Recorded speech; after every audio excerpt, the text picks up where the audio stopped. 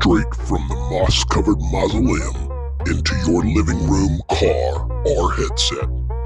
A spooky show, much too spooky for normal folk. For those who love all things spooky, welcome to Between the Stones. And hello, peeps. Welcome to episode 3 of Between the Stones. Today, we are hanging out with the legendary Cobwebs and Candlesticks, Mr. Keith Runnick. Today, we're going to crack open his skull and see what's inside as we see what makes him tick. There we go. That's what I wanted to hear. For starters, don't make fun of me. It was either this or the Golden Girls. Hey, I'm not a tech guy at all. I feel you. I go through the same ups and downs with that stuff, trying to figure it out. Oh, yeah. It's fun. And last week, it's kind of funny because everybody literally talked me off of Zoom, and I was like, I should have stuck to my guns because Microsoft Teams is not as easy as I thought it was. I was like, oh, this is pretty easy. No, it wasn't. Never heard of it until then. so I mean, we use it at work, but we have a tech guy that's always handling those meetings, so I don't ever have to worry about it. But yeah, I found out on my own. I'm not that good. Cool beans, man. Well, I'll get going because the only thing that Zoom times you. So unless you pay for it. And I was like, I don't want to pay for Zoom right now. I'll just take their free shareware. Very cool. Well, hey, man, we'll pick up where we left off again. So some of this may seem redundant. Just a little background for anybody watching. We attempted this before, and due to my technical prowess, everything kind of went down in flames. So we're here for a redemption round based on me. So, and once again, I'm going to say thank you to Mr. Keith from Cobwebs and Candlesticks for bearing with me and giving this another good old college try here for me. So appreciate you, man. So, hey, I got to talk because I saw your video the other day where you were in Home Depot, and it was wild. I every one of these stores, I don't know what you're running into out in Indiana, but every one of these stores out here is the Wild Wild West. There is a completely unique experience from one store to the next. Literally, we have one that's okay. There's Canton, Michigan, right? This is a small little township, and probably about like 30 miles outside of Detroit.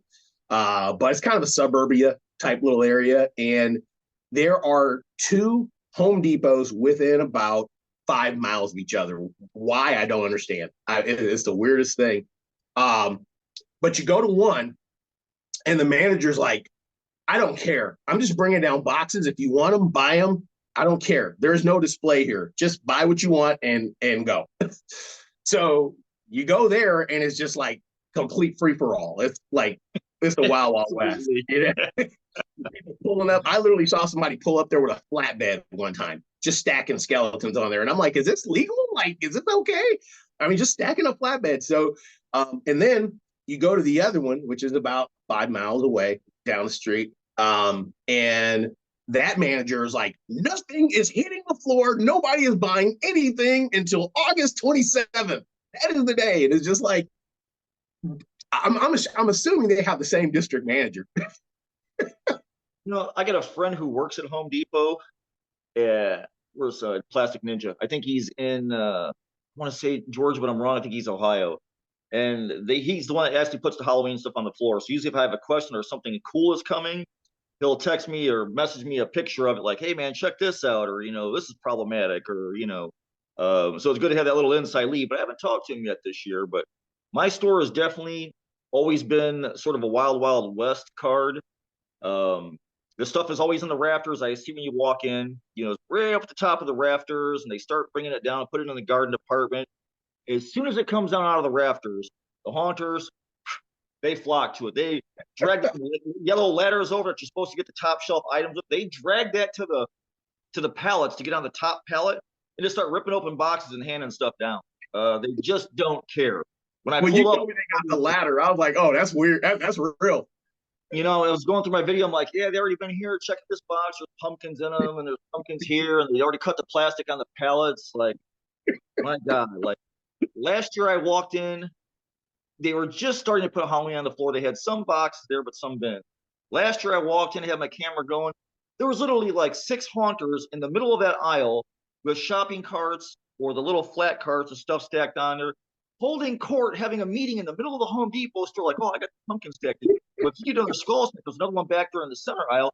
Literally just tore that store apart, and then had a Wow. victory right there where the Halloween stuff section was supposed to go. And I'm like, man, this is insane, man. Like, they're literally having a haunt meeting in the middle of the Home Depot store. I thought, no other. I'm sure it doesn't happen for Christmas. Oh no. I mean, it's our folks in Spooky Nation, they're a different breed, man. I'm starting to learn this. They're a different breed. It's kind of funny too, because just hearing that, I'm like, man, sounds like they're about a few steps away from jumping on a high-low. I wouldn't put it past them. That's for sure. As soon as it's on the ground, it's like it's fair game, and those people don't do it. Right. That's wild. That is wild. So yeah, I've been fortunate. The one near me, which normally has been historically bad, just really bad.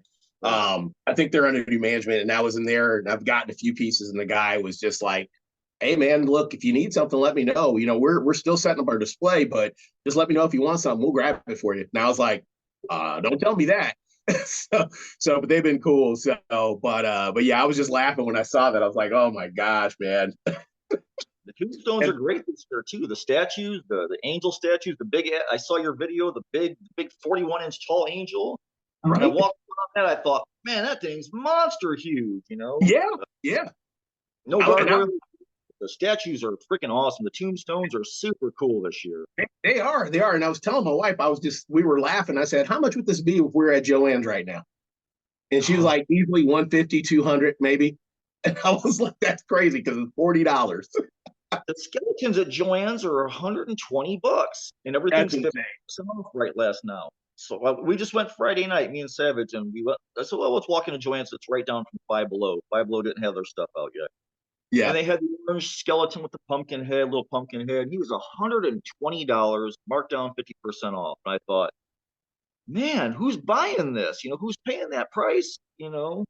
That's crazy. That is absolutely crazy. And it's a formula for why these stores go out of business. They're just doing dumb stuff. They're not competitive. And, it's just, at some point you got to be competitive, and right now I think Home Depot is the only one who got the assignment. They just can't get their stuff out. So I watched one of Larry Kirshner's videos yesterday. I guess he's been trying to hit Home Depot pretty hard. And it was kind of neat because the one he went to, he was actually, and he's pretty critical. He's got a pretty critical eye on everything.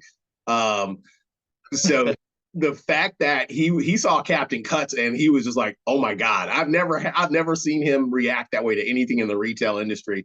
He saw Captain Cuts and he saw the Frankenstein and he was like, I would totally buy this. And he goes, I may tinker with it. He goes, but this is almost haunt ready. But he was pretty impressed. I was like, okay, that's saying a lot.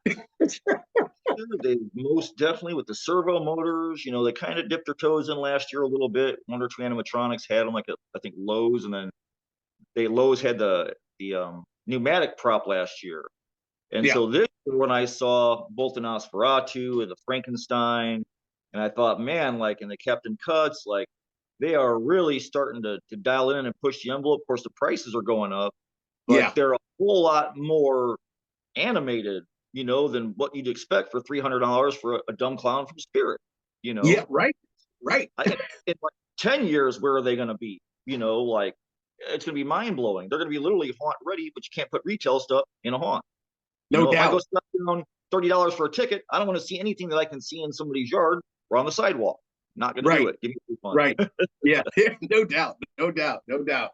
Well, yeah, man, I definitely want to hit that hot button. I have one thing, I'm going to save it because we kind of lace it into the questioning, even though I kind of alluded to it before. But I know I can talk to this man all day long. I'm going to talk to the audience out there for a minute. I need to introduce you to this man. This is Mr. Keith Runnick of Cobwebs and Candlesticks and maker, vlogger, extraordinaire, just makes some amazing stuff. I'll be adding some photos in here that you can see of some of his work. But wanted to get a chance for you guys to, if you don't already know who he is, and if you don't, you've been sleeping under a rock. But anyway, let's get a little bit into what you do. If you want to give us kind of a brief 30-foot overview of what Cobwebs and Candlesticks is all about. I've basically just been a home haunter for 20 plus years, done my yard, and, I've always made my own costumes growing up. We were poor, so you make your own stuff, mothers, all, what is it? Inventions of necessity, or what is it? Invention is the mother of necessity, or something like that. It's like, you ain't got Right. it, you make. Yep. So, I've always been a Halloween kid. And I've always done my yard and house. And the last couple of years, when Halloween's kind of really gaining steam, man, it's just kind of exploded. And I think in 19, I started my YouTube channel. The end of 19, Wow. yeah, my buddy had told me, like, in 17, he's like, "Hey," he's like, "you should be watching YouTube." And I'm like, "What is YouTube?" I had no Right. clue. Right. So I started Right. watching YouTube, and I find some haunted house stuff, and I immediately find Still P Studios. I find Steve's Haunted Yard, Yep. Hollywood Haunter. Yep. Steve just has amazing detail in his yard. I'm like, this is a guy's I love house. this stuff. Yeah. Like, you find your people, and Hollywood Haunter, Chris and Gina, man, they tag team. Yes. Chris is an amazing builder who does not get near enough credit. Right. Eduardo at Monster Tutorials. And I'm like, man, like, I do all the same stuff, it's His like, mustache alone is legendary. I love that mustache. I'm jealous. Super nice guy. Yep. Yep. And just, man, it's like, I watched like 2 years of YouTube trying to figure out, like, oh, there's unboxing videos, and there's like DIYs, and there's like a blogging, just trying to figure out what the hell YouTube is. And then when you see the other haunt channels, you're like, okay, so they do Halloween stuff. Well, that's obviously my niche too. And I just, okay, I'm just gonna take the plunge. And I had made a funkin that I had corpsed on top of and put a light in it. And I think that was like my first video I uploaded. It was like, I don't know, 40 seconds or something. I'm like, man, how do people do like 10 and 15-minute videos? There's just not enough stuff to do a video. And then, like, for a year, I couldn't shut the hell up. My video's like 30 minutes. I'm like, I got to start cutting this short. This is getting ridiculous. It's like, get to the point, and just showing DIY stuff. And then when COVID happened, I started going into the stores, and, because people were going to Hobby Lobby, walking in, and they were limiting like 25 people to the store or something. So you had to wait in line in the hallway in the vestibule before you went. I'm like, man, this is getting insane. And then some stores are hours, like, you would go there, oh, we're closed for the day. We didn't have enough workers. So it's like, man, like, so I'm like, and then people's putting the Halloween stuff out. So people are like, man, well, I'm looking for this, or I'm looking for this. I'm like, I'm going to go in the stores. My night job is close to a big metropolitan area. So most of the stores are on the strip. I can hit the stores and get just about anything I want. Gotcha. So I'm like, all right, I'm going to run in with my phone. I'm going to take a video in live time and show you what stores have on the shelf right now, what the price is, who has it, and how much it is, and if is it crap, is it light, is it plastic, is it made of glass, is it something that's going to fall apart.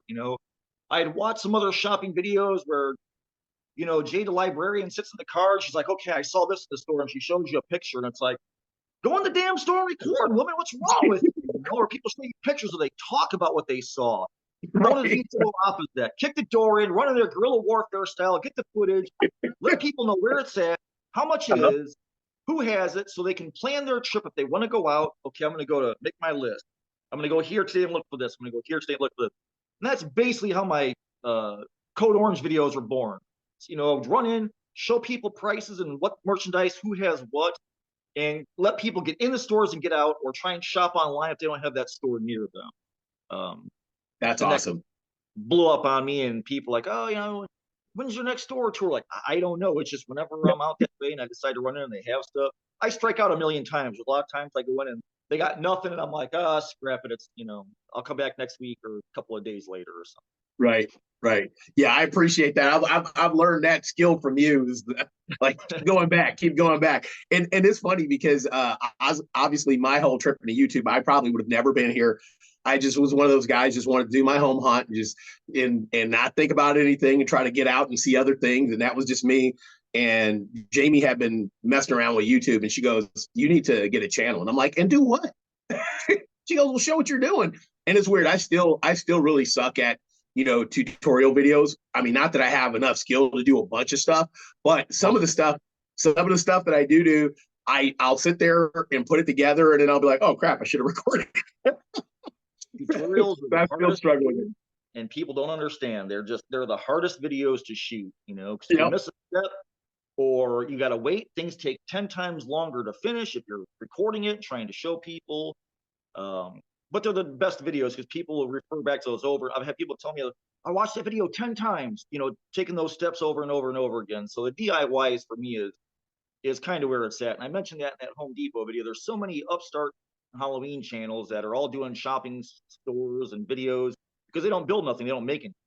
Right. So they go to the store and point the camera, do the same damn thing I do.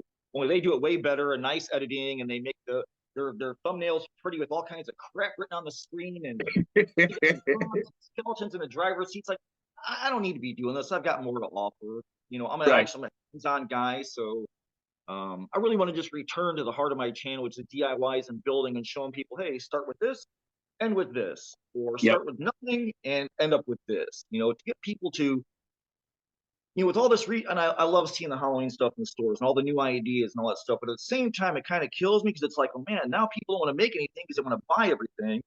So Right. people, putting their mortgage aside, saying, well, I got to have the 12-foot skeleton this year. I got to have Captain Touch, so kids won't eat next week. You can make cool stuff. You don't have to have more of the same that everybody else has. So I Right.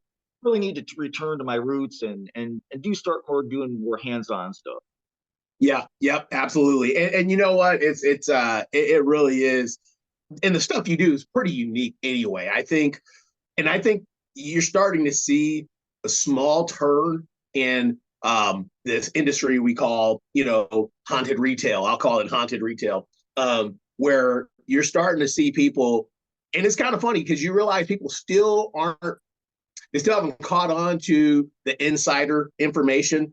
A lot of people do, but the other day I was on a thread on Facebook, and this guy posted a picture of the pumpkin stalker from Distortions.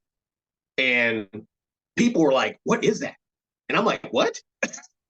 I'm like, I'm like, "What?" And this guy was like, "Do you have a link? Do you have a link?" People are freaking out. And I was like, "Are you kidding me?" And so literally I posted the link. I was like, "Guys, just go to their page. It's right here."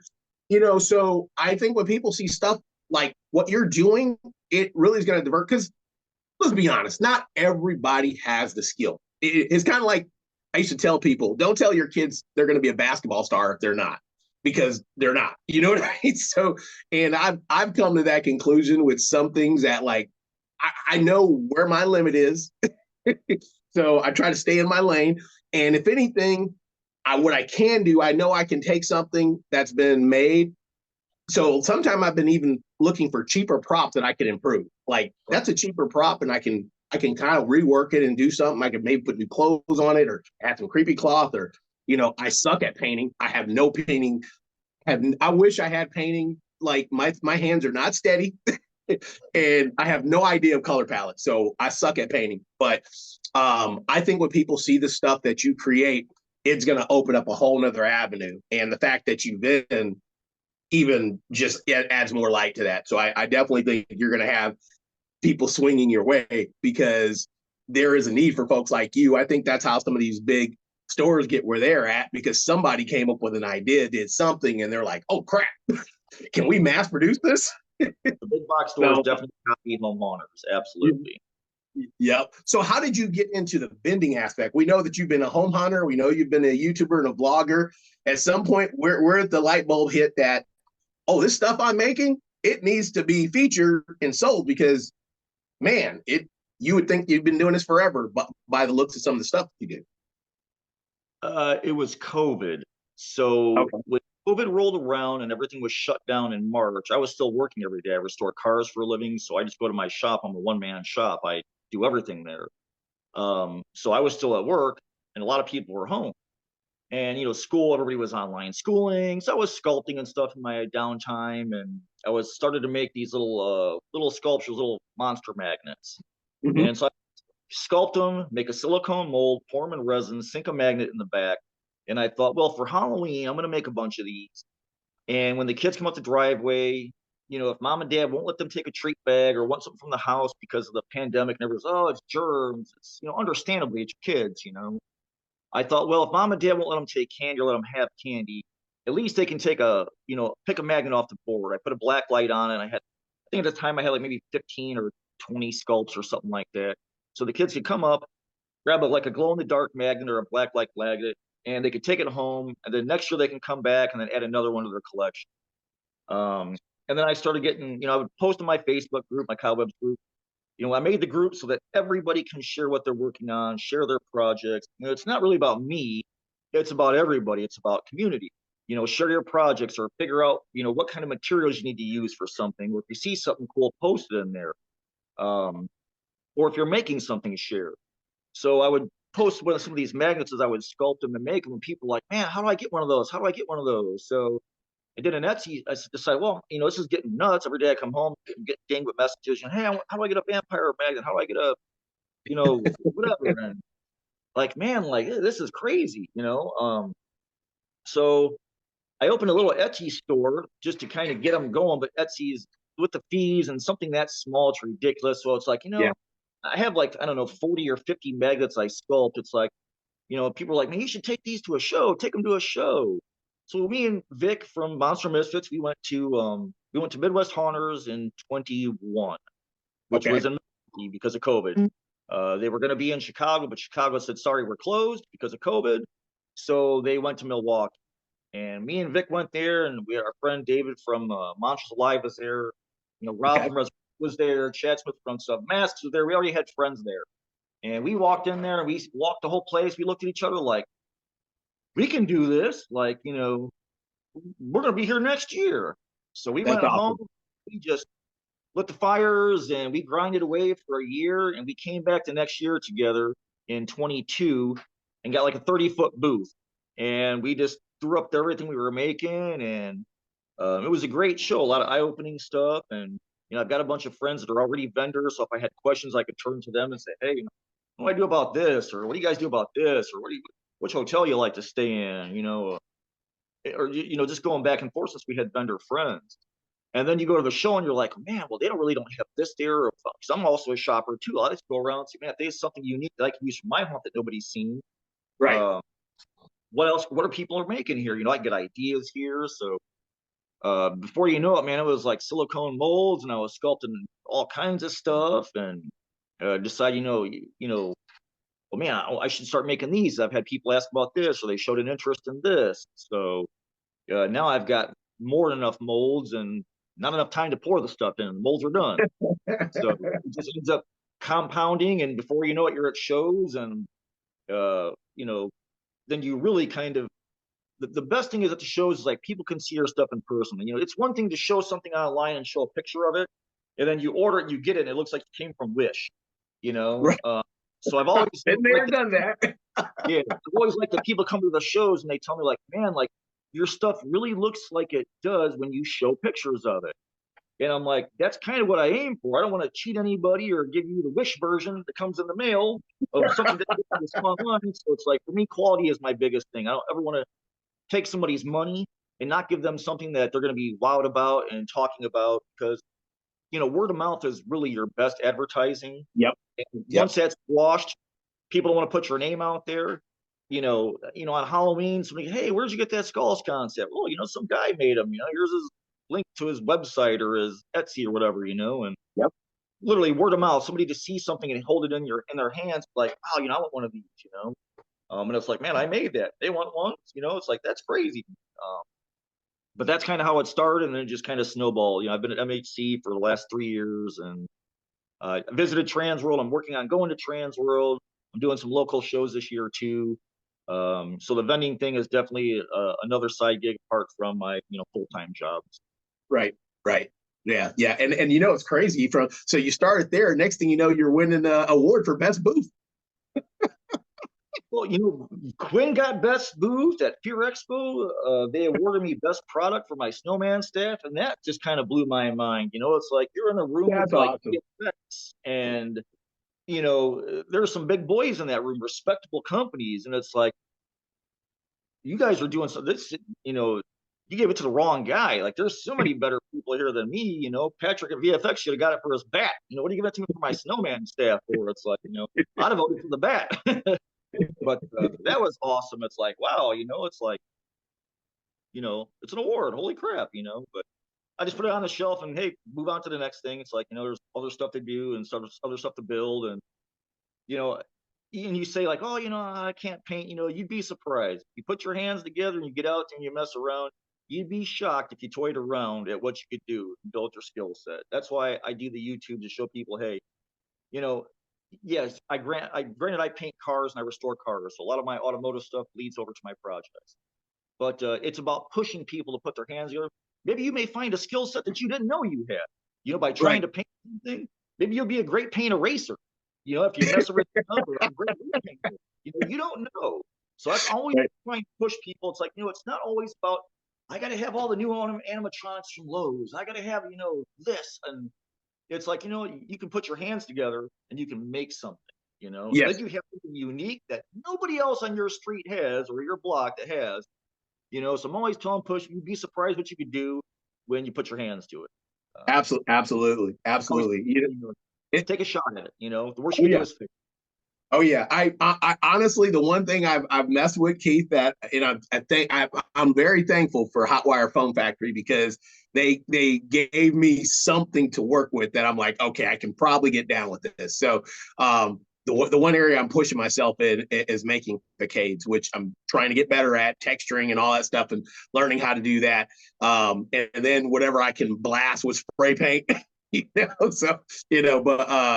but yeah, I've definitely enjoyed working with that. But it's just neat to see. What I love about this industry is some of the things, just hearing you talk and you feeling like, hey, I don't know if I should have won this award. It just goes to show that in an industry like this and in this community, the things that you don't think are a big deal to someone, and they matter. You know what I mean? Where and the person you're looking at could very well be looking at you going, doggone it, man, how the heck did he do that? So it's really neat to see that. That's one thing I love about the industry. And I think unlike any other thing I've seen, and I'm gonna be real, we're still human beings, and I'm sure there are people out there that are exceptions to this rule on the negative side. But for the most part, I've just ran into people who are more than willing to share information, to kind of go, hey, look, this helped me out, and you met Bob, this guy is the most humble dude I've ever met. And I'm like, and he just sits there like, oh, it's not a big deal. I'm like, are you kidding me? Did you see what you just made? This thing is the size of my house. So, but he's just the most humble guy, you know what I mean? And he's like, you can do it. I was like, no, I can't. Bob's a little nuts, and I was a fan of Bob before I met him because I totally fangirled out when I saw him at M8C out in the under the Palladium thing. Like Bob, like Keith, I'm a big fan of your work and your infestation and stuff, and he's a home haunter, it's like, it just amazes me that some of the people, like you were saying, that people have no idea what's out there. Yeah. Imagine that kid that walks up on Bob's yard to go trick or treating, how that's going to affect him for the rest of his life. And he gets older and says, when I get older, I'm going to have a house just like this. I'm going to have a king on the roof. I'm going to have a life-size hornet flying around the yard. I'm going to have a man-sized scorpion. That's probably the reason I am where I am. My old neighborhood, we stayed out till 10 o'clock banging on doors and people their houses. I still remember those houses to this day, That's awesome. That is awesome. So, with that being said, I know I asked this question before, but we're going to do it again for the service of our audience here.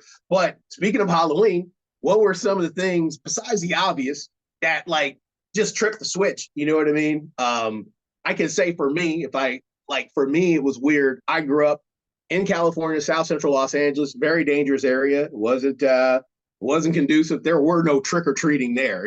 My experience trick or treating was me and my buddy going and knocking on doors, and then some gangbangers answered the door and like, "What do you little fools want?" And we're like, "Trick or treat," and they snatched our bag and slammed the door. That was my first experience with trick or treating. Like, okay, this is how this is gonna work. So for me, I remember going to Knox Scary Farm for the first time, and I was like, "This is amazing." And then finding out that there were neighborhoods where this kind of stuff happened all day long.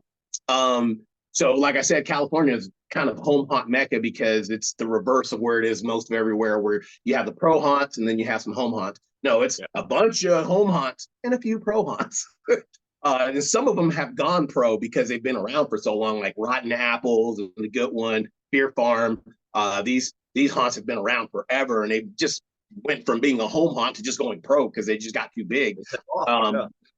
So I always wanted that, and I always envied that. I was like, man. And so I think now my motivation, or what really tripped the switch for me, is I don't want any kids to miss out on this. I missed out on it. It sucked. You know what I mean? And no kid, every kid should be able to enjoy this as part of their growing up and have these great memories. So that's me. So what's you? Well, that sucks for reverse trick or treat when they take your candy and then slam the door in your face. I didn't grow up in California. I'm a lifelong Hoosier here in Indiana, Northwest Indiana, like right at the tip of Lake Michigan. And I grew up between, basically, if you look on a map and you look up South Chicago and you look up Gary, Indiana, the murder capital of the world, you draw a line between those. That's where I grew up at. So that was my little slice of heaven right in there, between South Chicago and the murder capital of the world. And our neighborhoods, like I said, we'd be out till 10 o'clock at night banging on doors. It was great. There were people who, people that the porch light was out, just leave them alone. But you always went to the big houses that, give out the full size candy bars or a can of pop. And we made our own costumes. And it was just, you could go out and wait till 5 o'clock and then wait till it's starting to get dark a little bit. And then, man, you just take off and you're gone for 4 or 5 hours wandering all over the place. With the pillowcase. Back then, yeah, there were a lot of people gave stuff out, candy, or they do the tape together pennies, and a lot of people would deck out their houses, with all just homemade stuff because there was no Home Depot, Lowe's back then. If you went to Home Depot and Lowe's, you were getting 2x4s and drywall. That was it. There was no stones and all that stuff like it was now. But I had, ever since I was a kid, okay, you work on your costume. It's like I'm waiting for Halloween to come. Run out, coming home from school, you can see all the decorations in the windows and you're walking home. So you're like, man, I can't wait to try and hit this house. Or they got a bunch of ghosts in the yard. I can't wait to see what that looks like at night. I'm going to come back here and trick or treat here. So it was just something like ingrained in us and in our old neighborhood. It's like we just waited for it. When you look at the houses that decorated the most, you talk to your buddies like, oh man, like we need to go over there on Halloween. That's going to be an awesome yard at night, Yep. That's a it's just one of those things, and I of course experienced it late in life. I think by the time I start seeing that, I was probably in my early teens. I was probably like around 14, 15. And I'm like, wait, this kind of stuff happens, and I'm in a nice neighborhood like in Thousand Oaks or in Orange County. And then all of a sudden you're like, oh my God, people in like these subdivisions, like entire subdivisions would just deck out. I mean, and it was crazy, so when I first saw that, I didn't want that feeling to end. It was just one of these, it was really, like, wow, this is awesome. So I love that. I know I asked you this before. I got to ask you again because everybody missed it, but I have to ask every single person who comes on this show, pineapple pizza and Abomination are the best thing ever made. Abomination. Onion sausage. I can't do pineapple on pizza. Had it, hated it. And Canadian bacon, also not a fan. It's not bacon, it's ham. It's freaking ham. Don't call it anything else.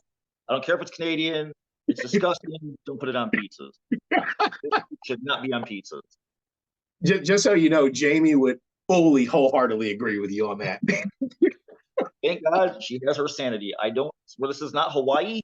You do not need to put pineapple on it. Doesn't have to happen. I love it. I'm going to go down some of the familiar haunts that we talked about before here, but tell me some of your favorite pro haunts that you've gone to that blew your socks off. As a kid growing up, we went to Reaper's Realm. Okay. And it was sort of like under a highway, 8094, that runs between Indiana and into Illinois into Chicago. It was like a big indoor-outdoor haunt. You went into the manor, then at the end, it spits you out in the woods, and the chainsaw guy hits you when you're coming running, hit the ground, and you got to run back to the woods to the parking lot. So that was kind of my big haunt growing up that we went to as teenagers.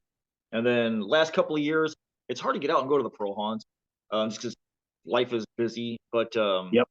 year before last, that's why I like going to M8C, because they have the haunt tours and they usually have haunt open. 13th floor was amazing. Been there. This year I went to Hell's Gate, and that was just mind blowing. That's the most awesome place ever. I think mostly because it's an indoor-outdoor haunt. That seems to be sort of my favorite thing, because that's what I grew up going to. You walk to the woods to get to the manor, and then when you're going through, it's just everything. It assaults you on all fronts. I mean, John LaFlamboy, freaking mad genius. Hell's Gate, I don't know if there'll be another haunt that can top that. It just everything from the time you get there to the time you walk out of there, your ears are just ringing. You're like, oh my God, mind blown, mind blown, mind blown. So I haven't been to too many, but I have a big list of ones I want to do. And I'd say the top ones on my list are the Haunted Overload and Markov's Forest. I want to go to the coast and hit those ones. So like my top two I haven't been to yet that I'm dying to go see. Yep.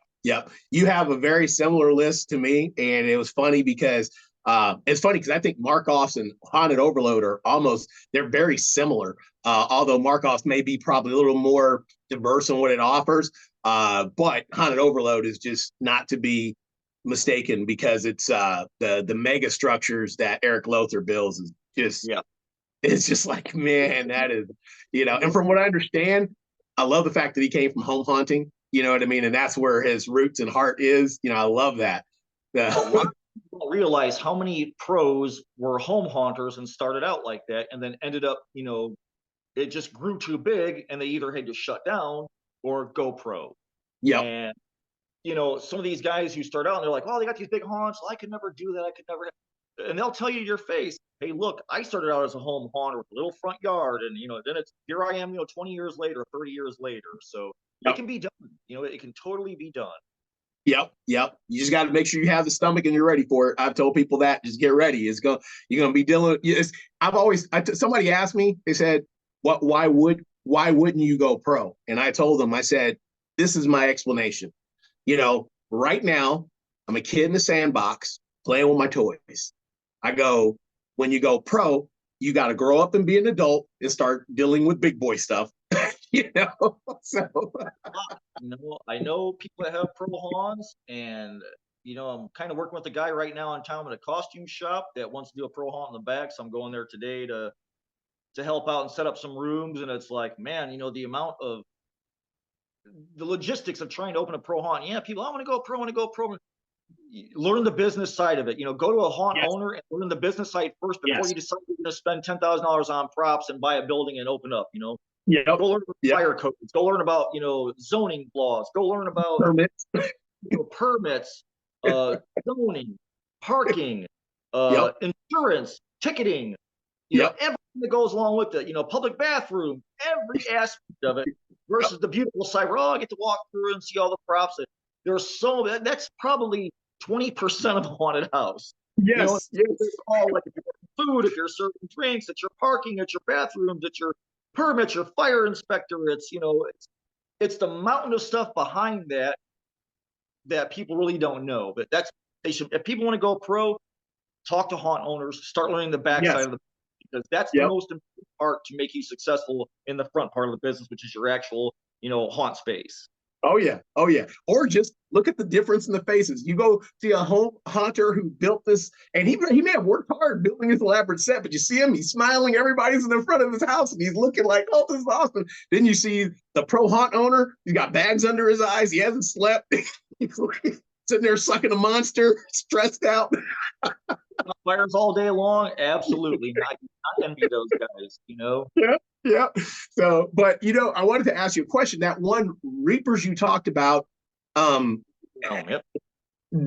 is, and I think if it's the same one I've heard about, because I wasn't on this side of the planet when a lot of this stuff was happening, so I don't know the history in the Midwest and in the East Coast, stuff like that. But I know somebody was talking about it was Reaper's Revenge. Is that what it's called? No, Reaper's Revenge is one that's out now. What was it called? Reaper's what? Reaper's Realm. Reaper's Realm. So if Yep. that's the one I'm thinking of, because it closed down, from what I understand, that haunt produced a lot of talented people that went on to do more things in the industry, if I'm correct. I'm not sure if I got the right one. It's been around for a long time. The city of Hammond that they're in owns the land that they're on. It's like it's almost like a duplex that's been gutted, or almost like a townhome. But it's really long. It's been there for years. They sold fireworks out of it in the off season, and the city told them, "Hey, this is your last year. So this year, this Halloween is their last year. The city is their land back and demolishing the haunt and the woods and everything, and they're putting parking lots, jogging trails or something through there. But they're taking their land back. They said, "Hey, your lease is up. We're not renewing it. You're over." Wow. So they're gonna give them this one last year. Last year they told them was their last year. So they said, "That's it. We're done." And then I just heard on the radio that this will be their last year. Hammond's going to give them this year, and then they're done. They're taking the land back. They're going to demolish everything and develop it into something else. So, of course, commercial. Yeah, I've heard some horror stories that are heartbreaking. And I don't know what state this was in, but there was a haunt that was owned. The land was owned, but the city filed eminent domain, and they basically they wanted to zone it so they could put commercial stuff in there and make money on it. So, which was heartbreaking, and it was crazy that they were able to do this and not even provide a alternative location. Like, okay, are you going to put me out? At least get me another property. At least they were like, nope. And it's just horrible. I was like, man, that was heartbreaking to hear that, you know. So, but yeah, man, it's once again the throes of unless I could own the building or had my name on it. There's no way I would do it any other way. I got to have it in writing that it's mine. Otherwise, I'm not wasting my time. Yep. No, I understand. I definitely understand. So, let's see here. So here's a fun one, and I don't want to miss that because I think the people deserve to know a tally. So, you know, in the traumatic events that have happened to gnomes in your present, about how many gnomes would you say? What would be the collateral count of how many gnomes have been face punched? Man, I think on video probably 15, 16, maybe a little more, or knee in the face. I had just went to Joann's with Savage on Friday, and they had the one that's like 5 feet tall. Man, I just put my knee right in that thing's face, but I didn't record it. And then off camera, every time I see them, man, if I see them and they're plush, I'll knuckle up anytime I see them in the store. It just they're taking up space on the shelves and wasting valuable, retail space that Halloween could have been there. We don't need Halloween rooms. No need for that. Now, do you take would you assume the count of some of your community that I've seen punch them too as well? It's kind of catching on the whole hashtag gnome punch. It's funny. I love seeing the videos pop up where people are in stores and they're like, yeah, we're winning. Slowly but surely we're winning. That is awesome. I love it, man. I was watching Glenn from what is it? What is the name of it? Huh? Glenn from Roosevelt Hills? Yes. Glenn, awesome guy. Him and Donna are awesome. Yeah. Be cracking up. I saw him. He was like, here's one for you, Cobwebs. I was like, okay, yep, there he goes. I was like, man, he's got this whole thing going, this network. All the way to Australia. Right. That's awesome. That is awesome. Hey, gnomes should have known they weren't safe. They should have known. So far this year, what have been some of your favorite props that you've seen, pro or retail, whatever? What are some of the props you've seen that have just kind of blown your way? Like, wow, that's cool. I really like the Nosferatu from Home Depot with the servo motors. Mm-hmm. Although I haven't seen him in person yet, I've seen the video. He's really great. And I also haven't seen the Home Depot guardrail tombstone yet, but that thing just looks amazing. And all the pictures and videos I've seen, people are repainting it. Yes. That looks like it's going to be the hot item of the year. It's just big. It's $100 and it's like 5 feet tall. That's something people have for 15, 20 years in their yard. That's going to be like a staple and an anchor. So to me, that's your best bargain this year is the $100 5-foot Home Depot gargoyle. Those things look awesome. Yep. Yep.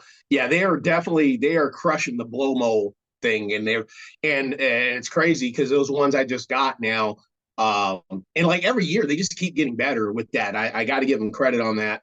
Every year they keep getting better, and the funny thing is the price hasn't changed.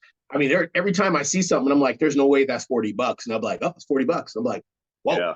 Yeah. Like last year they had the one tombstone with the sleeping lady kind of laying on it, and then they had the one kind of big base statue. I'm looking at it right now where the lady was sitting there with pottery. They had that one, and it's just like still $40.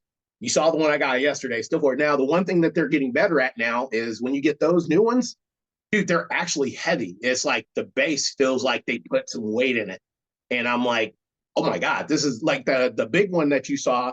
That one was probably about 25 pounds or so, 25, 26 pounds. The other one was about 15, 20 pounds. And I'm like, holy crap, this is awesome. So now, when you sit it down, you really don't need to do much. It's not moving. So they keep getting better with that. But yeah, that's cool. I do like that gargoyle. He is, yep. Especially when I see people doing the stone spray or monster mudding it, which is awesome. That's honestly, speaking of DIY stuff, that's one thing I wanted to get into, and this is going to lead into my next question. But one of the things that have slowed me down on some DIY projects, because I found that out the hard way, is they are much harder to store. Especially when you get into monster mud, because now you just basically made a statue. Yeah. Where does it go? And I don't know if you know, I think her name is Jennifer from Torts and Tombs.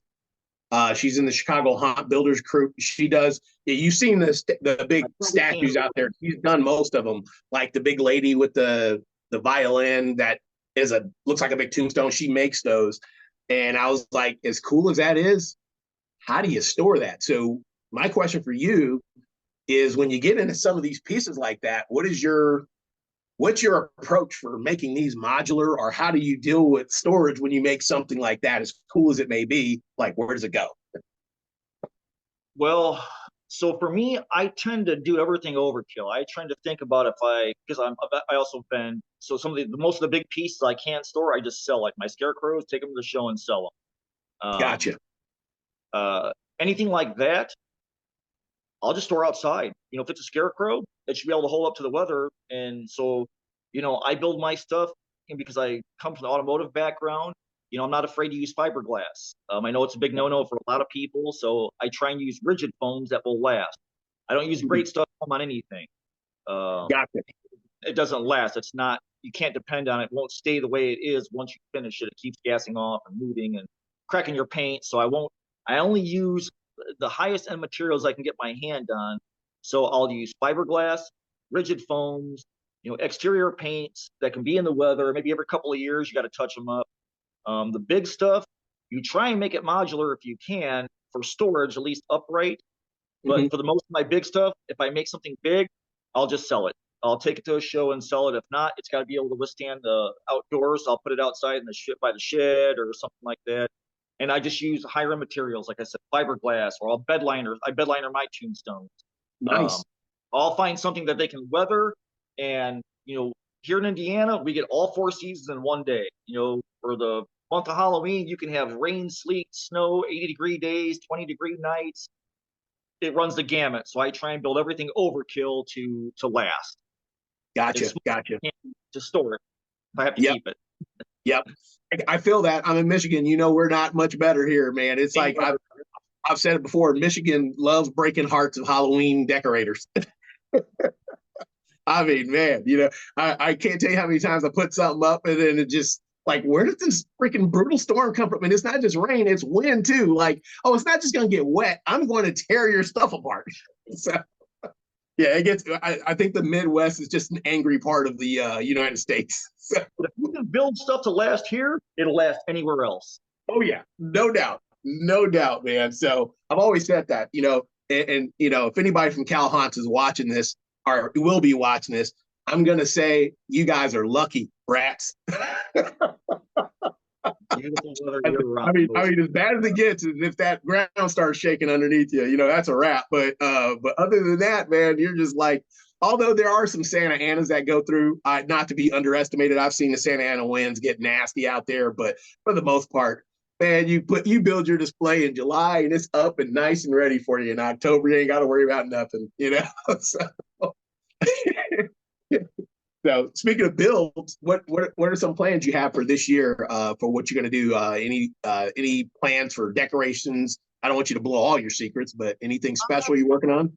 This year I'm making a scarecrow for home. I've made a couple and sold, and I want one for home. Melanie from Nightmare Makers sent one of their pumpkins along with Steve to Transworld for me. It's big. I think it's a big Cinderella pumpkin, so I decided to take that and cobble it together with a couple other pumpkins. So I'm going to make a scarecrow for home this year that I'll have, and I'll just store them outside because, like I said, these scarecrows, they're made to be outside. I'm working on my Gith Yankee skull. I molded it in silicone. The mold didn't work out, so I got to redo that. I got a little shrunken Gilman head because I'm a huge Universal Monsters fan. Awesome. Love Gilman. So I sculpted a little head. I got to mold him. So I want to keep adding to my shrunken heads. I got something else. I got another couple of I got one big snowman head sculpture I started because I love doing snowmen, and you can change them into pumpkins, whatever else. So I've always got stuff because I use oil clay, I can have 4 and 5 different sculpts going at one time. So I'll start something and I get pulled off because I get to work or something else, and it's like, well, I can always come back to it. So I always tend to use oil clay for my stuff and do silicone molds because they'll last way longer. And the weather here, it's not going to affect silicone if it's 10 degrees outside in the garage, and the mold ain't going to care. So I guess I try to make it almost bulletproof as much as I can all the way through. Yeah, I can't wait to see it. I've always wondered. I'm like, especially people like you. Not too far from me, one of my neighbors. You've seen Chris Krupe's stuff, the Sure. decompositions. And it's funny because he'll be making stuff, and I think I start becoming empathetic with people like you guys. He'll make something and he'll be like, oh, this is for sale, and I'm like, wait, you're getting rid of that? I'm like, you don't want to just keep it for your own? People don't realize when you go to the shows what the bills are for there. Oh yeah. Who's vending? People going, they see a vendor has an item for $70. It's priced that way for a reason. If you go up and say, hey, would you get 20 for that? Would you go to your bank and say, hey, would you take $300 less for your mortgage this month? Right. The bank say, hey, get out of our house. Right. For MHC, it's $800 for every 10 feet by 10 foot you have. At Transworld, it's $1,500 for every 10 foot per 10 foot. Plus 4 days, 6 days in a motel, that's $1,000 bill. Travel, gas, food, trying to grab a meal somewhere. So, if you go to a show and you're buying, don't beat the vendors up because they have those prices. They're not going to get rich doing what they're doing. That's for damn sure. Right. But it's almost the same thing with going pro. Yeah, everybody wants to go pro. I want to be a pro hunter. They're not looking at the back side of the picture. They're all seeing the front. So, the haunted house and the props and all that stuff. They're not looking at the ugly part that it takes to put all the pretty stuff up. So, most definitely. I don't tire kick. If I see something I want, I just get it. I don't try and talk people down. Haunt owners will if they're going to buy stuff from you and buy 3-4 things. Hell yeah, I cut them a deal all day long. When I have people that I know that come to the shows to support me. It's like I'm always happy to knock 10-15% off or a wheel and deal or make something. Because those are the people who basically put me there. They help me get. So and plus you just get to go to shows and hang out with your haunt fam and see people, and people leave you comments and you get to go to a show and meet them and hang out afterwards or go get something to eat or go get a beer or whatever at the show at the bar across the street. Just more of that. I love doing that. More of that. Absolutely. And plus I think there's the unseen factor, and that's the labor that goes into it. I mean, it's one thing to spend your money, but it's another thing the time it takes. If you spent so much time, and while you're doing that, you're not making money. You're basically spending your time and efforts to do something. That's one of those unseen factors. I think I was telling you that before. I was explaining that to somebody when they asked me about the price of distortion, and I said, I said, go watch the videos and watch what goes into doing that. They don't have a like treadmill where these machines are just going boom, boom, boom. It's all human beings at every point, from the paint to hair punching to all those things. There's a human being doing that, and a human being that's on a payroll, nevertheless. You know what I mean? So yeah, that absolutely is one of those factors I don't think people take into consideration. But this leads me to my next question. Tell me about the prop that got away. There's always something you make and you go, and it's almost like the person that like does animal adoptions. There's that one you get attached to and you're like, I'm getting them a home, but I really don't want to let them go. So what prop was that for you where it was the one that got away? I've got one now that I'm kind of working on. I can't get to them. I can't, you know, I did just lose a mold. Spent, and silicone is expensive.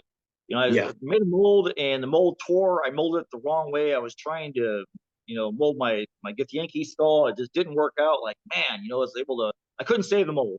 So I got to remold it. But I was lucky I was able to save the sculpt. So, just say learner's mistake.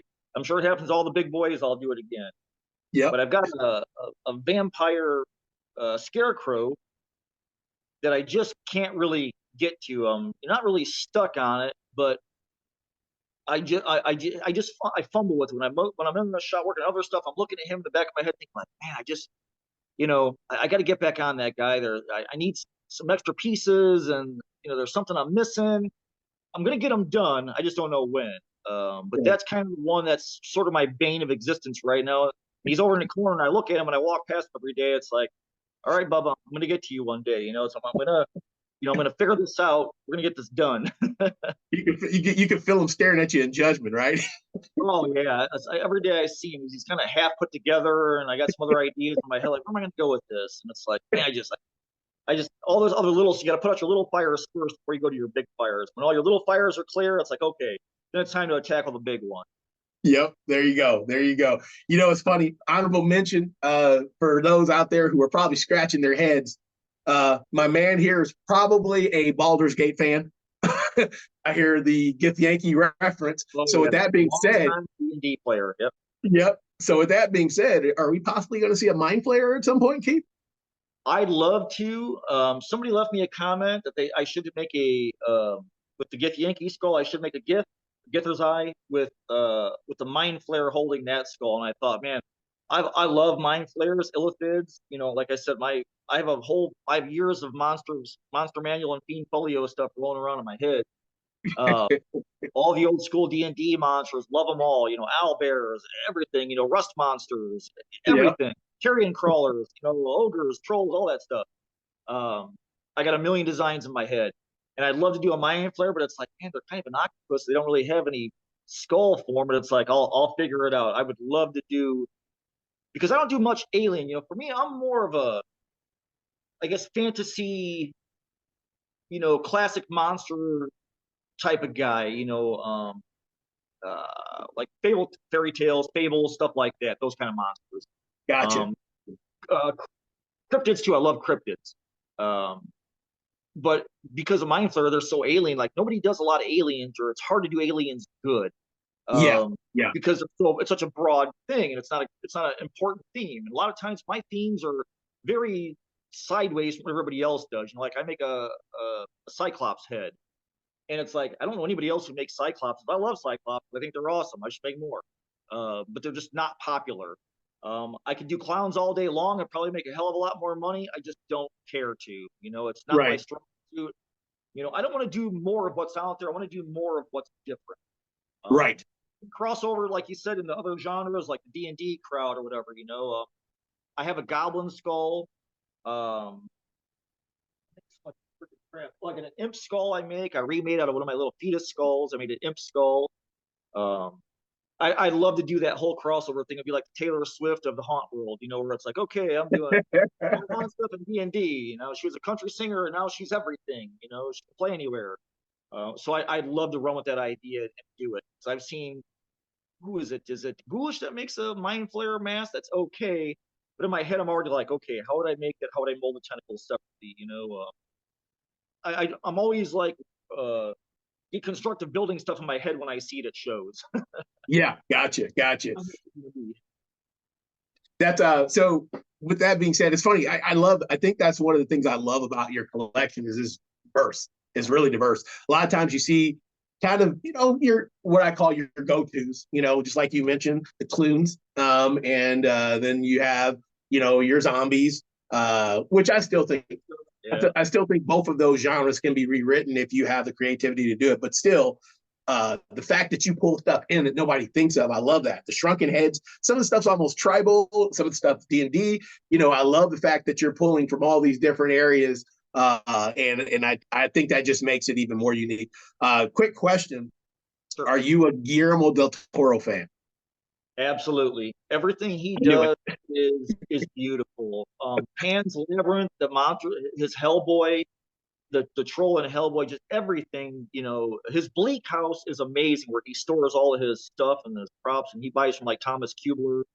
Um, Everything he touches, I got his art books. I ordered those from I think Amazon and behind the scenes books. I just look at all the anecdotes and the little sketches and stuff he makes. Like, man, where does this come from? I'm a huge like Chris Grimley and Shel Silverstein fan, and his stuff kind of reminds me of them a little bit with the way his drawings and how he just kind of exaggerates stuff. But you Yeah, know, all his movies are beautiful, like The Shape of Water. I mean, that was an yeah, amazing movie. Big Abe Sapien fan because I love Gilman. Love Abe Sapien and the Hellboy movies. yep, To me, he's sort of like leveling up the Universal monsters. So I like seeing his take on stuff because that's all there. I mean, he's old enough; he knows where all that stuff is, and yeah. he just goes beyond. Like Pan's Labyrinth, the Pan, that thing's stunning, man. And to Oh, it get is. those to fit in that suit and With the hand eyeballs. yeah, the pale man with the eyeballs. I mean, man, I remember as a kid, like you played Dungeons and Dragons. You're low level, you fight the giant toads. It's like, oh man, stupid giant toads. These are dumb. Just smash them and get out of here. When you Pan's Labyrinth and you see that giant toad, Ophelia has to go down to get the key from, and he barfs up that key. It's like, that's disgusting. Like, that's so realistic. Like, I wouldn't even go in that tunnel. It's like a one-hit die creature. It's like, I wouldn't even mess with that thing. I would run the opposite direction. It's so disgusting. And I thought, Yeah, that's a peon monster. He made that thing yep, look like it was a freaking, something like you just complete like Cthulhu horror, run the opposite direction, screaming, lose your mind, right. lose your sanity. Yep. I just Yeah, on stuff. Everything he does is just twisted but beautiful too. gotcha. Yeah, I kind of figured I always try to figure out what are some possible influences that may be floating around in people's heads. So I don't know why that just hit me. I was like, I bet you there's some love for Guillermo because I think you both have the one thing I think that are common threads, even though your stuff you're very unique in your own different sets, is taking something from a fairy tale and twisting it into this really dark figure. And I see that with some of the stuff you do. You know what I mean? I love it. So, but here's one out of the blue. You're a home haunter, and I'm going to ask you this question in twofold: one from a pro aspect and one from a aspect of an amateur. So, what do you think the elements are of a awesome home hunt? I think an awesome home haunt is engaging your kids and showing them something they haven't seen. Mm-hmm. Um, that and a theme. If you run a theme, like if you do all zombies or all clowns, like not that clowns and zombies are bad, they're just overdone. But like Yeah, you said, you could twist them in new ways and make something different of them, but using that element.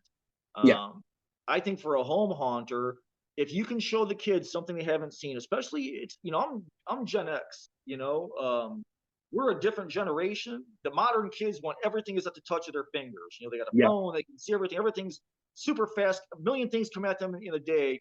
So they see everything that's in the stores, the Home Depots, they watch all the unboxings and the tweens in their mom and dad's basements, begging them to buy $400 animatronics to unbox for YouTube. They see all that stuff. They know all that stuff. They yeah, come in your yard and walk up for their candy. It's more of the same. So they're really kind of savvy. So I think today, if you're going to be a successful home haunter, show them something they haven't seen. Even if yeah. you take a store-bought prop, to me, anything you buy in the store that's, done in retail, that's fair game. Like I'll rip stuff out of a box. Okay, tear it apart. It was new for 3 seconds. Now we're going to destroy it and make it something cool. Yep. I have no qualms about destroying anything brand new from anybody, whether it's gore galore or distortions or Yep. it doesn't matter. Nothing Yep. is ever finished. It can always be different or changed. Yep. So I think that for sure, show the kids something they haven't seen to get them to come back year after year. So you're kind of investing in the next generation. Gotcha. Awesome. I'm gonna take that same question and flip it. Elements of a great pro hunt. If you're going to a pro hunt, what do you think are some things that make it great? What are the elements of those things? I think to be successful for a pro hunt, you have to be unique. Like having a clown room and a zombie room and a whatever. It's almost the same as home haunting, but different because you're taking money. So once you take somebody's dollar, you have to entertain them. You have a service them. At least at a home haunt, you're throwing stuff at people and kind of gauging how it goes, and you're paying them off in candy. Right. For pro haunt, you're taking somebody's $30 ticket. I think the owner has a responsibility to give them their money's worth. Yeah. You cannot have amateur stuff in a pro haunt. I don't want to go into a pro haunt and I don't want to see something I saw at Home Depot or Lowe's or whatever. I want to see a unique theme or unique room also that I haven't seen. Maybe like a different theme that nobody else uses. Like me and Vic talk about this all the time for Monster Fest. We both love mummies. We watch mummy documentaries. Yep. It's a great theme, but nobody does an Egyptian haunt. I would love to go to a themed haunt, but because they're so kind of pigeonholed, they're never successful. They always close down after a couple of years. So you always got to have your clown room. You got to have your mummy room. You got to have, I'd like to see themes that nobody else has used before or monsters that nobody else has used before. I don't want to go into a haunt and see Demogorgons. I saw it on Stranger Things for the last 4 years. I'm over it. I don't want to see more of the same. Right. Show me something different. Terrify me. Like, yes, you're going into a haunted house, everything's fake, but the perception, just like when you're watching a movie, the aliens, they sure as hell look real on the screen. If you can do that in person to me, wow, you've earned my money. You've earned my ticket price because you got in my head like, man, how do they pull that off? Like, be the wizards that you guys are, thinking all this stuff up like John LaFlamboy, and it's like, how the hell does he make that happen? Like, just be that guy. You don't want to put bottom end, lower stuff in your haunt. Not that you can't get away with it, but everything can't be made of pool noodles or paper mache or Home Depot, Lowe's. You got to step up and invest because you're taking money, and you can't. The other thing is for longevity, change your show. Most haunts change 20% a year. I don't want to go back and see the same thing for 80% of the haunted house. I want to see change or updates or movement or new themes. That's how you can have a great, beautiful haunt, but if you run the same thing year after year, your crowd's going to go away. They don't want to see those. So you always have to innovate, and it's okay to take a modern theme like everything was mushrooms because of The Last of Us. Everybody's doing mushroom. Why don't we just go sideways and do something else? That's not on TV right now. Or not popular in theaters. You don't have to do what's popular and follow trend. Break the trends, go sideways. That's kind of how I look at stuff. I'm like, man, nobody's done this yet, or really touched on this theme. Like, I'm going to go that direction. Maybe I can do something in there and make it my own, So I think uniqueness for sure. Following trends for a pro haunt sucks. I don't want to go into a haunted house and see Michael Myers, Jason, and Freddy. And that's just a downer for me. It's like, it's just repeating is all it is. So, I agree 100%. I agree 100%. And it's funny, that one thing that I think that's a huge key you hit, change. And it's funny because it's not as complicated as you may make it. People are funny. Keith, we do a trail every year except for this one. This is going to be the first year we're not doing a trail. We're just going to do a display. But the funny thing is, the one simple thing we do every year, and this is kind of like one feather in my cap that I feel good about, is hearing people go, man, this is not what I remember. This is like all new. Is this like, are they changing this every year? And Keith, the funny thing is, I shouldn't even be saying this. All we do is reverse the trail. We started off this way last time, and now we're going to switch it. And the funny thing is, doing that every year forces us to change things anyway, because we're reversing it. And truth is, we don't really get a chance to use all of the stuff we have. We just got to kind of figure out what are we working with this year. So we're always going to throw some stuff in there that people haven't seen, or there's something we haven't used in 5 years. People are like, where the hell did that come from? Or, so it literally is just us going, flip the trail, flip it. We started off with this last year. Let's flip it and reverse it. And that already starts forcing us into changing some things, because it's never going to be 100% the same, from the way the trail switches back and all that stuff. So yeah, I don't think it's that hard to change stuff. I don't think it's that hard, although I know it can be. It's basically the magician's code. It's simple misdirection. As soon as you change, the way your path is laid out, or you change directions, people like, oh, everything's all brand new. It's misdirections. That's what magicians get by with. Totally 100% understand that. If you have people going room one way one year, change the out way, make them go sideways with the room instead of long ways. And people like, this is crazy. Like, they tore this place apart. Like, no, not really. I think most people, because you got to spend money to change, which is understandable, and homeowners don't want to spend money, they want to make money. But to keep feeding your haunt in, once you're successful and you get to that point where it's like, okay, this is the thing here, people are coming back. You have to keep earning their money. You can't rest on your laurels from last year or the last 5 years if you haven't changed your haunt any. Or if you decide to go in and throw a bunch of low-end products in there and, you charge somebody $35 and you got 15 pumpkin stacks in there, it's like, come on, man. Like, do something original, You're a pro haunter, you can do something original. You can make something that nobody else has seen or made before. Yep. No doubt. Absolutely. And heck, sometimes even within the season, I'm starting to see that now, which my hat's off to those folks. Because I know that's not easy, where they, in one season, they're going, oh, Valentine's theme, oh, Christmas theme, you know what I mean? So, which is pretty wild. You're starting to see that more as the season expands, which we've talked about that, pretty soon. I don't think there's going to be an off season for Halloween at all. It's just going to be like, it kind of reminds me of football. I remember at one point you had your football season, and that was the only time people talked about football, was when that happened. But somewhere the NFL got really smart, and they came out with this thing called NFL Network, and they're like, we're going to show you training camp. And they're like, oh, we're watching training camp. And then they're like, we're going to take you into the draft. So literally, you're watching football the whole freaking year. There's something going on that you need to see. So I feel like Halloween is literally becoming that, where there's always something to see, whether it's a trade show, whether sometimes doing a halfway to Halloween thing, or, it's just crazy to see. I don't think it was ever like this when me and you were growing up. We're both Xers. So I don't think we ever had this. It was like, stay in your lane. It'll be there when it gets there. Halloween was October only. That was it. Yeah. So yeah, it's really neat. Well, tell folks some of your tags where people can find or get in touch with you to find out more about what you make as a vendor, more about what you do as a blogger. If you want to just plug those in, and I'll make sure those are also on the screen where you can see them. But tell us about where people can go to find out more about your brand. I do have a website. It's just cobwebsandcandlesticks.com. Okay. Of course, my YouTube channel, you can find me on YouTube. Just type in Cobwebs and Candlesticks. It'll pop up.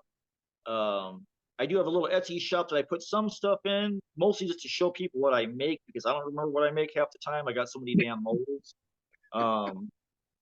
Usually if somebody wants something specific from me, they just DM me, because I'm on Facebook, I'm on Instagram. I don't do Twitters and Threads and all the snappy chats and the OnlyFans and the Twitch. It's just too much. I got 2 jobs. I ain't got time for that crap. Right.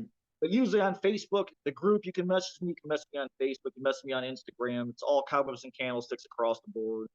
And awesome. When people build or want to find stuff or show that their own stuff, man, come to the Facebook group and join, and put your own stuff there and get some love and some recognition. If you want to learn about materials or how something was made, go ask on the Cobwebs and Candlesticks group. That's what it exists for. It's for everybody to kind of raise their game and, be a pool of knowledge. Like you were saying, yeah, you have your gatekeepers in this industry that I'm not going to show them how I do my voodoo. But for the most part, I'm an open book. I try and show everything so we can all get better. The props will get better. Everything will get better, and the whole industry will scale up versus just stifling and everybody doing the same thing over and over and over again. So that's awesome. I'll pop up. Okay, very cool. Also, I'm gonna throw this in. I gotta throw this in. You mentioned it. I will say this. I think Leroy can get an OnlyFans. I don't know a good Leroy. I've worked like three of them over the years, and he's kind of an amalgamation of all those three people. Just I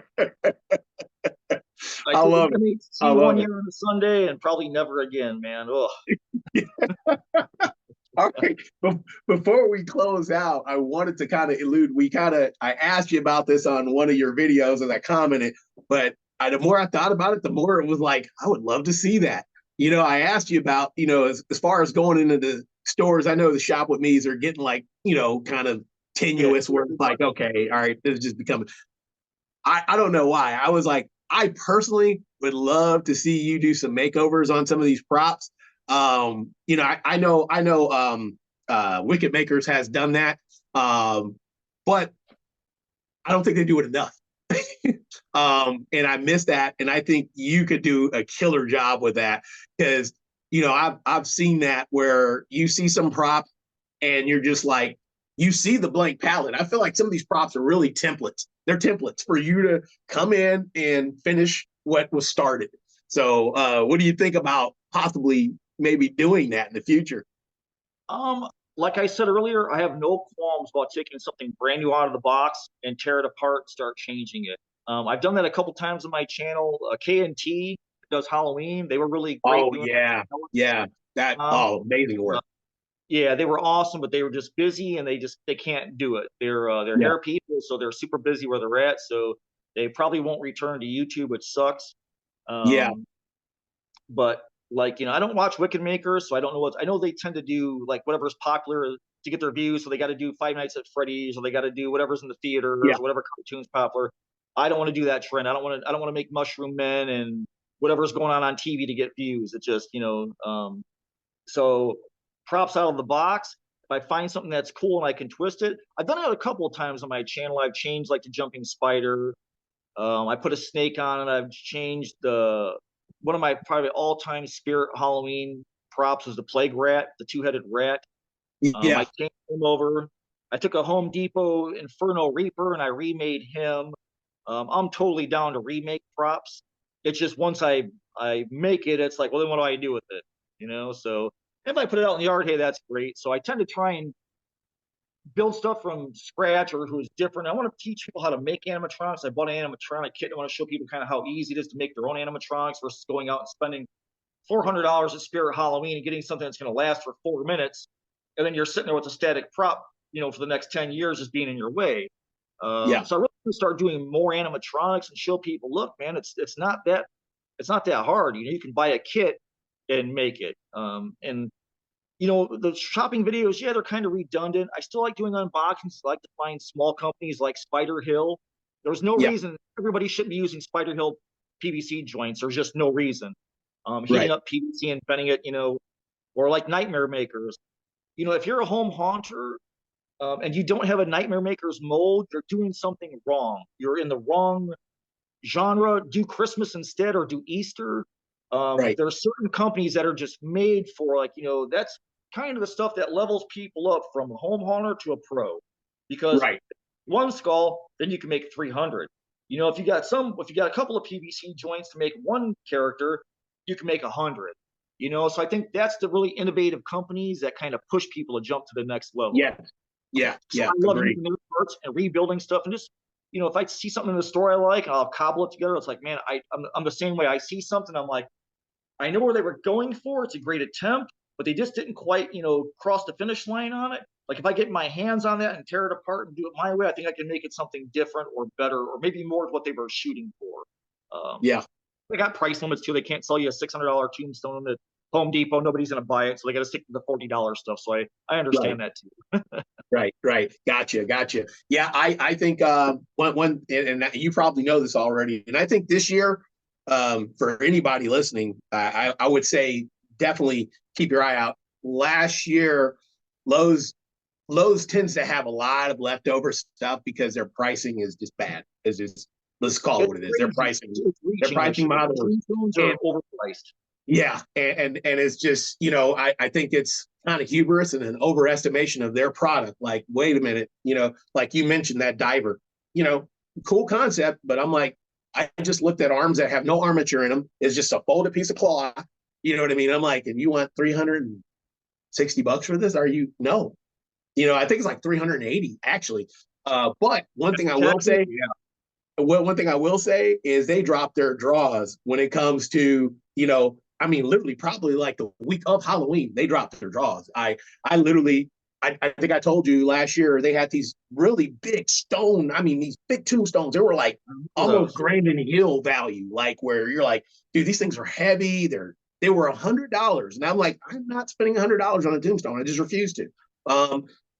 But then I go in there the week of Halloween. I just went through, I was in Lowe's to get some paint. That's really what I was in there. The thing that I suck at. I was in there to get some paint because I was like, I need some, and I like to have, some black spray paint for production just in case something gets jacked up and you hit it, that's part of the kit. So I'm in there and I'll see that same tombstone. It's $20. And I'm like, I guess I'm getting more than paint today. so if it's cheaper to buy it, you can get it on clearance, buy it. Then make it over. Great cheap way to propel your own props and make something different. Yep. And the way this season was, as condensed as stuff was, I don't see this not being a good clearance sale year. I think this is I'm calling it out. And I could be wrong, and you can remind me later if I completely screw this up. But I'm going to call it. I think this is going to be a very good year for after clearances, except for companies like Party City, who's on the verge of, and the same thing with Big Lots, they're on the verge of going out. A lot of these companies are almost doing consignment deals where it's like, if you don't sell the stuff out, it comes back to our warehouse. So, but the Home Depot, I don't know. That's a wild card. People are so fever pitch with that. But Lowe's, I think there's going to be stuff left. Michael's, At Home, I think a lot of these stores are going to have stuff lingering. So, we'll see how it goes. I think Home Depot is definitely swinging for Spirit Halloween. Those two boys in the last couple of years, honestly, I feel that Home Depot has been better than Spirit Halloween. Oh, yeah, big time. Those big guys time. Are in a league of their own, as far as electronics and sales, they do big business on those. And the rest of the companies are trying to catch up, which is great. Lowe's is trying to take a swing for the fence, which I think is great. But, I'll look at some of the clearance stuff. Mostly it's just building materials. If I can take a pumpkin and reskin it, okay, I just use it as an armature and, corpse skin over it, whatever,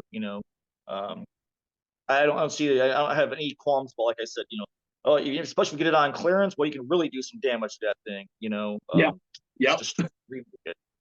Yep. No doubt. Here is so, in closing, one thing I was going to ask you, and this is more selfishly advice, I'm going to ask you for some advice. So you saw the tombstones yesterday. One of them was the crow, which I saw, and I've in the back of my mind, I'm toying with this idea, and I don't know if it's the right thing to do.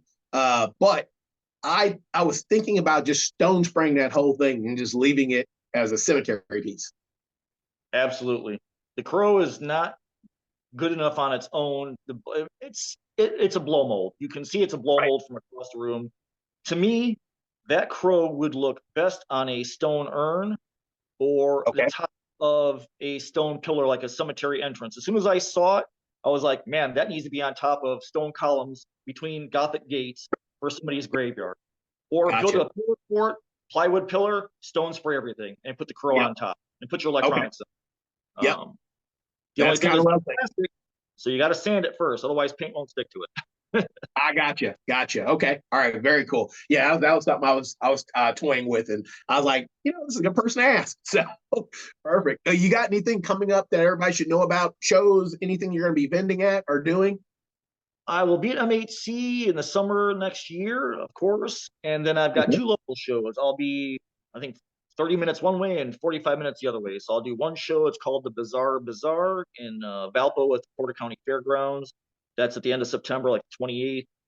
It's a lot of different makers, crafters. I'm basically going to be on an island of my own when the stuff I show up with. And then I'm trying, and I've been there, I think 4 years ago I vended it. And then I've got a new one that's called the Haunt and Gather Market in the Crown Point Fairgrounds in Indiana, October 11th, 12th. And that's an expensive show. That was a $400 booth almost. So that one's specifically targeted for the haunt crowd. So this is my first year doing that one, getting in. So again, that one I have no videos on YouTube to look up to see what it is. So I'm kind of flying blind at that one. So I figured I'm going to give it a go and see what happens. It's close to Halloween, so maybe people are still looking stuff for their yard or for their home or whatnot. So Okay. So two local schools left for this year. The next year there'll be MHC in the summertime. Okay, awesome. So the Bizarre Bazaar, and I'm going to get Keith, if you can send me some flyers, I'm going to make sure those are posted in this video. So if you are within earshot, make sure you go out there and see and check this out. You don't want to miss it.